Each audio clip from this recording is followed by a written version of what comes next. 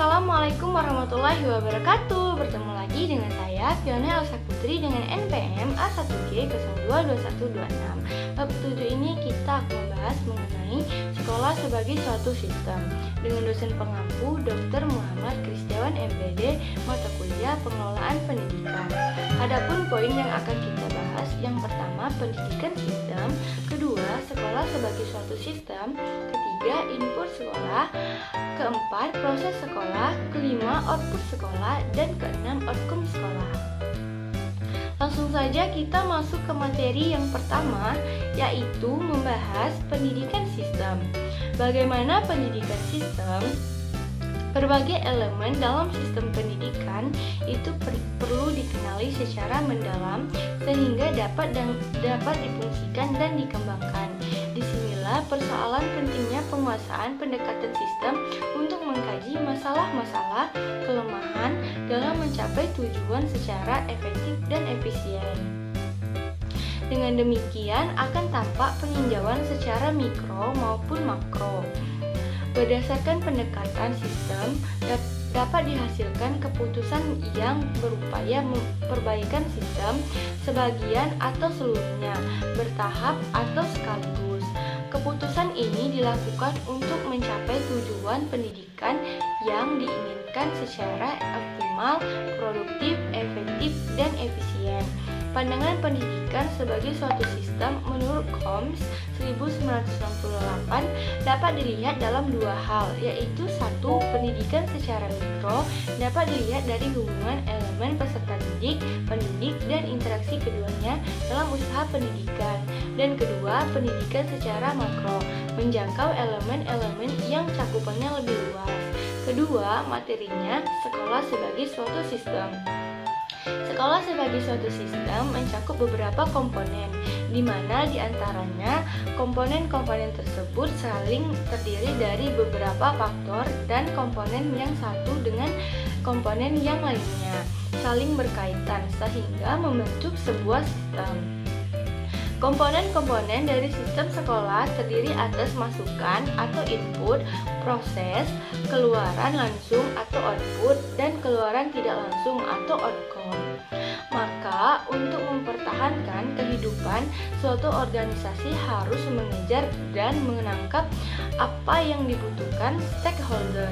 Hal ini disebabkan oleh karena mereka dapat mengubah masukan dan sumber daya untuk kegiatan yang menciptakan lulusan. Lingkungan pendidikan pada umumnya juga bersaing dengan kesehatan, pertahanan, dan tujuan lainnya yang mengamankan sumber-sumber pendanaan. Materi ketiga, input sekolah.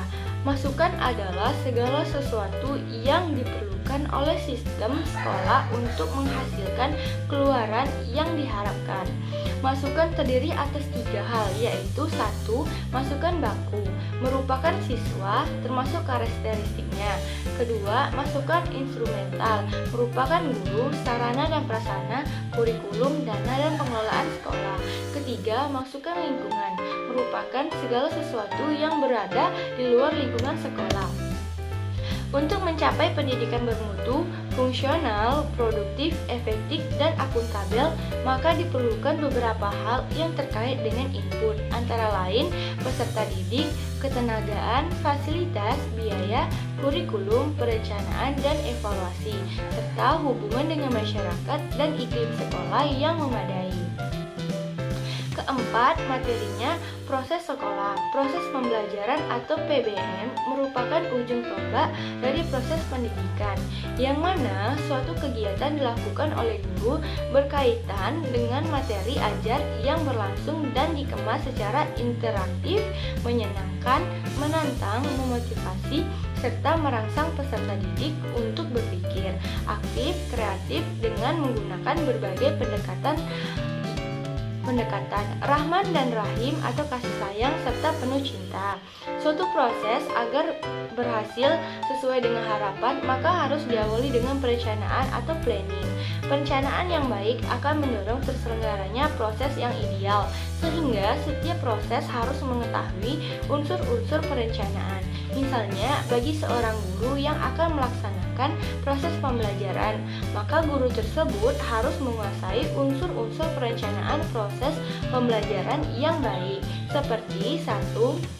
Kebutuhan peserta didik, 2. Kompetensi dasar, ketiga tujuan, keempat strategi, dan lain-lain. Kelima adalah membahas mengenai output sekolah. Output merupakan hasil dari proses menghasilkan lulusan sesuai dengan standar tertentu dan tentunya sesuai dengan harapan memenuhi kebutuhan yang diinginkan oleh masyarakat, orang tua, dan pemerintah. Output pendidikan sebagai suatu sistem dapat dicerminkan dari suatu prestasi mutu lulusan sekolah. Dan materi terakhir adalah membahas tentang outcome sekolah. Outcome merupakan keluaran tidak langsung yang menentukan berhasil atau tidaknya sistem sekolah. Outcome pendidikan sebagai suatu sistem dapat dicerminkan dari mutu lulusan sekolah dapat melanjutkan pendidikan ke tingkat yang lebih tinggi atau dapat bekerja. Jadi, itulah dia penjelasan bab ke-7. Sampai jumpa di bab selanjutnya ya. Terima kasih.